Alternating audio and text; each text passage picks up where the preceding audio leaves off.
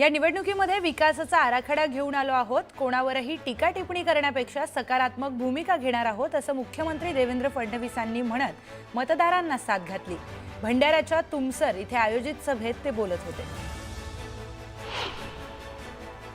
बीड जिल्ह्यात अजित पवारांनी उमेदवारांचा जोरदार प्रचार केलाय। बीडमधल्या विविध पतसंस्थांमध्ये 6 ते 7 कोटी अडकले असल्याचं अजित पवारांनी म्हटलंय। तर येणारी 5 वर्ष सत्ता देण्याचं आवाहन त्यांनी मतदारांना केलं। धाराशिवच्या परंडा भूम नगरपालिकेच्या निवडणुकीत तानाजी सावंतांकडून जोरदार प्रचार करण्यात येतोय।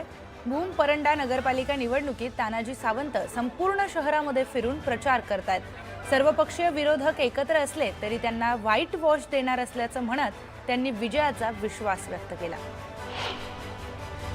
महाराष्ट्रात एकूण 280 ठिकाणी निवडणूक सुरू आहे, त्यापैकी 256 ठिकाणी भाजप कमळावर निवडणूक लढवत आहे। यापैकी भाजपचे 200 नगराध्यक्ष पदाचे उमेदवार जिंकतील असा विश्वास चंद्रकांत पाटील यांनी व्यक्त केला।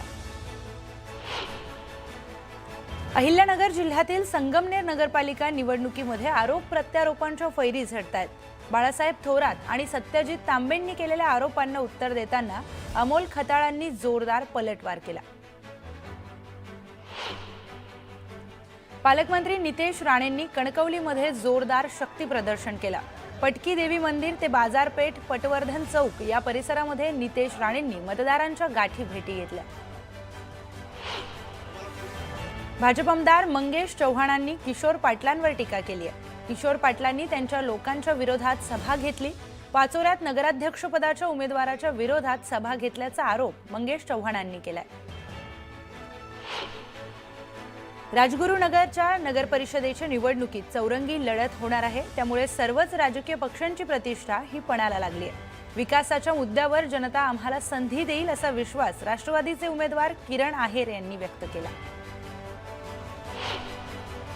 निवडून आल्यावर एकही रुपयाचा भ्रष्टाचार करणार नाही असं थेट प्रतिज्ञापत्र लिहूनच जयसिंगपूरमध्ये सुदर्शन कदम निवडणुकीच्या रिंगणात उतरलेत। भ्रष्टाचाराची कीड संपवण्यासाठी निवडणूक लढत असल्याचं देखील त्यांनी स्पष्ट केलं। गोपालदास अग्रवाल काँग्रेसमध्ये राहून भाजपचा प्रचार करतात असं म्हणत काँग्रेस उमेदवाराला लाच घेताना रंगेहात पकडल्याचा आरोप परिणय फुकेंनी केला। बटेंगे तो कटेंगे म्हणत शिवसेनेच्या उमेदवारावरही त्यांनी टीका केली आहे। नशिराबाद नगर परिषदेच्या प्रचारात शिवसैनिकांनी हातात धनुष्यबाण घेऊन रॅली काढली। या रॅलीला महिलांनी उत्स्फूर्त प्रतिसाद दिला। प्रभू श्रीरामाचा बाण हातात घेऊन प्रचार करतोय अशी प्रतिक्रिया उमेदवाराने दिली। जालना महानगरपालिकेच्या मतदार यादीमध्ये 9000 दुबार मतदार आढळून आल्यानं खळबळ उडाली। दरम्यान ज्यांची नावं दुबार आली आहेत त्यांनी मतदार यादीतून नाव काढून घेण्यासाठी अर्ज करावा असं आवाहन पालिका आयुक्तांनी केलंय। मालवणमध्ये आमदार निलेश राणेंनी जोरदार शक्ती प्रदर्शन केलंय। यावेळी त्यांनी बाजारपेठेमध्ये जात कार्यकर्त्यांसह मतदारांच्या गाठी भेटी घेतल्या। दरम्यान मोठ्या संख्येने कार्यकर्त्यांनी रॅलीत सहभाग घेतला। यवतमाळच्या वणीमध्ये चंद्रशेखर बावनकुळेंच्या प्रचार सभेचं आयोजन करण्यात आलेलं। विधानसभा निवडणुकीमध्ये केलेली चूक नगर परिषदेमध्ये न करण्याचं आवाहन त्यांनी मतदारांना यावेळी केलं। पेण नगरपालिकेमध्ये आमचा एकतर्फी विजय होणार असल्याचं प्रीतम पाटलांनी म्हटलंय। प्रीतम पाटील भाजपकडून नगराध्यक्षपदाच्या उमेदवार आहेत। दरम्यान काँग्रेसच्या नंदा म्हात्रेकडून देखील जोरदार प्रचार करण्यात आलाय। बारामती नगर परिषदेच्या निवडणुकीच्या प्रचारात बारामती व्यापारी महासंघ मर्चंट असोसिएशनने सहभाग घेतलाय। यावेळी अजित पवारांच्या राष्ट्रवादीला पाठिंबा देत बाजारपेठेतून रॅली काढत फटाक्यांची आतिषबाजी करण्यात आली। नगर परिषदेच्या निवडणूक प्रचाराला अवघे 3 दिवस उरलेले आहेत, त्यामुळे आता नेत्यांसह उमेदवारांची लगबग पाहायला मिळते। उमेदवार आता रेल्वे स्थानकावर जाऊन प्रचार करण्यावर भर देत आहेत। कुणाच्या धमक्यांना न घाबरण्याचं वक्तव्य मेघना बोर्डीकरांनी केलं होतं। तिथल्या व्यापाऱ्यांना आणि लोकांना धीर देण्यासाठी वक्तव्य केल्याचं स्पष्टीकरण बोर्डीकरांनी दिलंय। कळमनुरी मेघना बोर्डीकरांच्या सभेचं आयोजन करण्यात आलं होतं। यावेळी त्यांनी भाजप उमेदवारांचा प्रचार केलाय। नगराध्यक्षपदासाठी वैशाली कावडे भाजपकडून रिंगणात उतरले आहेत। राज्यातील सत्ताधाऱ्यांनी लोकशाहीची हत्या केल्याचा आरोप अनिल देशमुख यांनी केलाय। तर या निवडणुकीपासून व्यवस्थेत बदल करायचे असल्यास ते म्हणाले। माजी आमदार रमेश कदमांनी मोहोळ नगर परिषद निवडणुकीमध्ये विरोधी पक्षातील नेत्यांवर गंभीर आरोप केलेत। रमेश कदम यांनी अल्पसंख्याक समुदायाविरोधात नागरिकांना लावणाऱ्यांचे हातपाय तोडण्याचा इशारा दिलाय, तर राजू खरे यांना छोटा हत्ती म्हणून त्यांनी उल्लेख केला। नशिराबाद नगर परिषदेच्या निवडणुकीमध्ये उमेदवारांकडून जोरदार प्रचार करण्यात येतोय। यावेळी अपक्ष उमेदवार गायत्री वाघू दळदे यांनी ढोल ताशांच्या गजरामध्ये नारळ फोडून प्रचाराचा शुभारंभ केला। दरम्यान मोठ्या संख्येने महिलांनी यावेळी उपस्थिती लावली होती। जळगावच्या नशिराबादमध्ये आमदार सुरेश भोळेंनी जोरदार प्रचाराला सुरुवात केली आहे। यावेळी त्यांनी भाजप आणि शिवसेनेच्या उमेदवारांना विजयी करण्याचं आवाहन केलं। गडचिरोली जिल्ह्यामध्ये 3 लाख कोटी रुपयांची गुंतवणूक येत असून जसं टाटा नगरमुळे झारखंडचं चित्र बदललं, तसं आता टाटा नगरपेक्षा मोठी गुंतवणूक येत असल्यामुळे गडचिरोलीचं चित्र बदलणार असल्याचं मुख्यमंत्री देवेंद्र फडणवीस यांनी स्पष्ट केलं। अमित देशमुखांच्या सभेदरम्यान शेतकऱ्यांनी गोंधळ घातला। देशमुख यांच्या 21 साखर कारखान्यात उसाला 3000 रुपये उचल द्यावी आणि 4000 इतका अंतिम दर देण्याची मागणी यावेळी शेतकऱ्यांनी केली। उसाला प्रति टन 3000 रुपये उचल आणि 4000चा अंतिम दर द्यावा या मागणीसाठी सायखेडा इथे टायर जाळून शेतकऱ्यांनी रास्ता रोको आंदोलन केलं।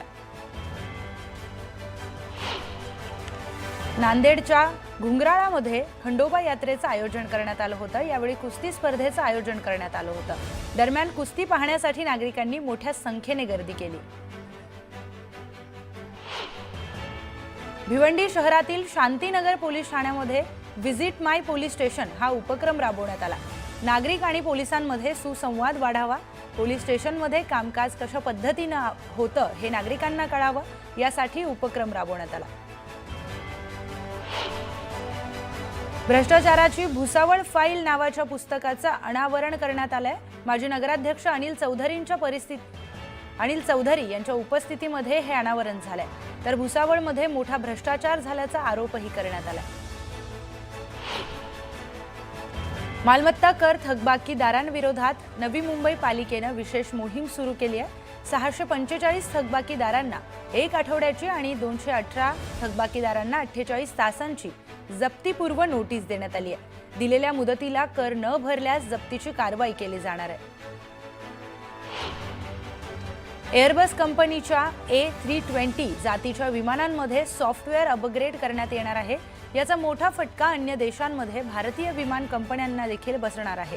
भारतामध्ये तब्बल 400 विमानांवर याचा विपरीत परिणाम होणार असल्याची माहिती समोर येते।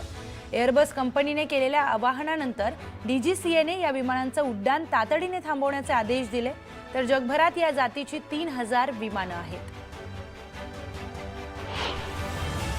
मुंबई शहरात गेल्या काही दिवसांपासून तापमानामध्ये चढ उतार सुरू झालाय। सकाळी गारवा, दुपारी वाढणारी उकाड्याची लाट आणि संध्याकाळी पुन्हा ओलसर हवामान या सतत बदलणाऱ्या श्वसन विकारांच्या वातावरणामुळे श्वसन विकारांचे रुग्ण हे वाढण्याची शक्यता तज्ज्ञांनी व्यक्त केली आहे। विशेषतः दमा, ॲलर्जी, ब्रॉन्कायटिस, CPODची देखील आणि तक्रार असणाऱ्यांना याचा अधिक परिणाम दिसू शकतो।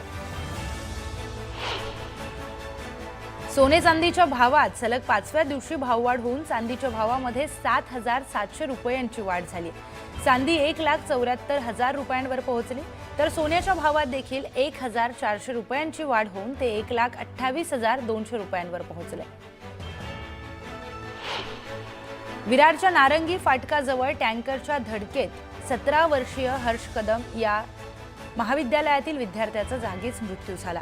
या अपघाताची माहिती मिळताच बोळिंज पोलिसांनी घटनास्थळी धाव घेत ट्रॅक्टर चालकाला ताब्यात घेतलं।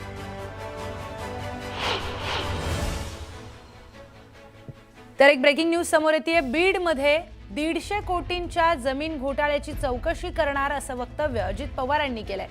बीड शहरातलं नेतृत्व कमी पडलं अशी देखील खंत अजित पवारांनी व्यक्त केली। उपमुख्यमंत्री अजित पवारांचा रोख क्षीरसागर कुटुंबाकडे असल्याचं आता बोललं जात आहे। बीडमधील प्रचार सभेत उपमुख्यमंत्री अजित पवार बोलत होते।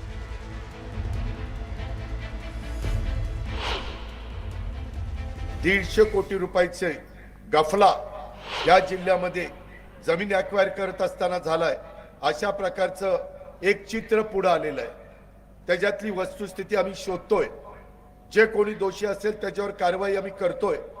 परंतु ही फार मोठी साखळी आहे, ती वरपासून खालपर्यंत अधिकारी वर्गामध्ये काहींच्या चुकांच्यामुळं ती तिथं अतिशय बरबटलेली आहे। इथल्या शहरातलं जे जे नेतृत्व काम करत होतं ते कमी पडलं। आज आपल्या इथं काय अवस्था आहे? आज आपल्या इथं कुठली संस्था चांगली चाललेली आहे? जिल्हा मध्यवर्ती सहकारी बँक चांगली चालली आहे। दुधाचा व्यवसाय महाराष्ट्राच्या कानाकोपऱ्यामध्ये वाढलाय, आपल्या इथं तो वाढलाय। एक ब्रेकिंग न्यूज पाहूयात। मुंबईतल्या कांदिवलीतल्या चारकोप भागातील मालवणी महोत्सवामध्ये बोलताना उद्धव ठाकरेंनी सत्ताधाऱ्यांवर हल्लाबोल केलाय। भाजप नेते म्हणतात हिंदू महापौर होणार, मग आम्ही आजवर मराठी महापौर बसवले ते हिंदू नव्हते का, असा सवाल उद्धव ठाकरेंनी विचारलाय। जिकडे बॉम्बे आहे त्या नावात मुंबई करणार असंही उद्धव ठाकरेंनी म्हटलंय। मोठ्या संख्येने आलात, मला खरंच एक अभिमान वाटला। आणि दोन्ही भगवा एकच, पण ते दोन्ही भगवे आता एकत्र झालेत।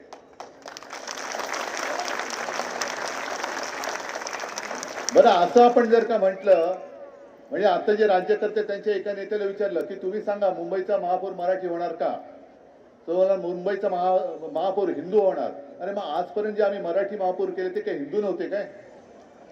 ते हिंदूच होते। आम्ही अस्सल मराठी बोलणारे राष्ट्रप्रेमी देशप्रेमी हिंदू आहोत। IIT मध्ये त्यांनी सांगितलं की मला आनंद झाला, IIT बॉम्बेचा अजून मुंबईने जर राहून गेला आमच्याकडनं, आधी लक्षात आलं असतं तर आम्ही ते सुद्धा करून दाखवलं असतं। आणि दाखवू, याच्या पुढे जिकडे जिकडे बॉम्बे तिकडे तिकडे आम्ही मुंबई करू। जिथे ज्या शाळेच्या नावात असेल, जो आणखीन कुठे असेल तिकडे सगळीकडे। कारण आम्ही बघितलं की प्रेमाने कोण करते की नाही करत, पण जर कोणी प्रेमाने ऐकत नसेल तर आमची मुंबई आहे। लांब इथिओपियामध्ये ज्वालामुखीचा उद्रेक झाला आणि एक बातमी आली की त्यात सगळे धुळीचे लोट, म्हणजे त्या राखेचे लोट सगळीकडे पसरत आहेत, ढग पसरत आहेत। मग त्याच्यावर त्याने उत्तर द्यायचा प्रयत्न केला। त्या ज्वालामुखीचा उद्रेक झाला, त्याचे धुळीचे लोट तर त्याचे नाही आहेत। हे गेले 2-4 वर्ष जो मुंबई महापालिकेत आणि सर्वत्र महाराष्ट्रामध्ये भ्रष्टाचार झालाय, त्या भ्रष्टाचाराच्या ज्वालामुखीचा उद्रेक झालेला आहे आणि ते सगळे ढग पसरले, सगळीकडे भ्रष्टाचार आपण बघतो। पुढची बातमी पाहूयात। उपमुख्यमंत्री एकनाथ शिंदेंची अंबरनाथमध्ये सभा पार पडली आहे। यावेळी बोलताना नगराध्यक्षपदाच्या उमेदवार मनीषा वाळेकर यांना निवडून देण्यासाठी एकनाथ शिंदेंनी मतदारांना साथ घातली। नगराध्यक्ष शिवसेनेचाच होईल असा विश्वास त्यांनी व्यक्त केला। सत्ता आल्यावर लोक मालक बनतात, स्वतःला मालक समजतात, पण मी सेवक आहे असं म्हणत शिंदेंनी विरोधकांना टोला लगावलाय। पदाच्या उमेदवार मनीषाताई वाळेकर या प्रचंड मताधिक्याने विजयी होते आणि त्यांची 59 लोकांची टीम वाजत गाजत नगर परिषदेत पोहोचल्याशिवाय राहणार नाही। आगे बढ़ो मनीषाताई, तुम्हारे साथ ये खड़ा है तुम्हारा भाई। काम बोलताय, कामाला लोक महत्व देतात, टीकेला महत्व देत नाही। जो काम करतोय त्याच्या मागे जनता उभी राहते। काही लोक सत्ता आल्यावर त्यांना डोक्यामध्ये सत्ता जाते, मालक म्हणतात, पण आम्ही मालक नाही, मालक हे समोर बसलेली जनता आहे। आम्ही सेवक आहोत आणि म्हणून या महाराष्ट्राची सेवा करण्याचं काम आपल्याला करायचं आहे।